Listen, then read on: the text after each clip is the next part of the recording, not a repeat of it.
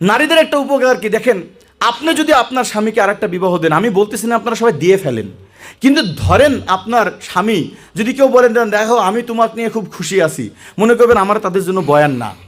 কিন্তু যেই পুরুষটা নর্তকীর কাছে যায়, আমি মাঝে মাঝে চিন্তা করি পাগল নাকি মেয়েরা। আপনার স্বামী জানেন একটু আগে কোথায় গিয়েছিল?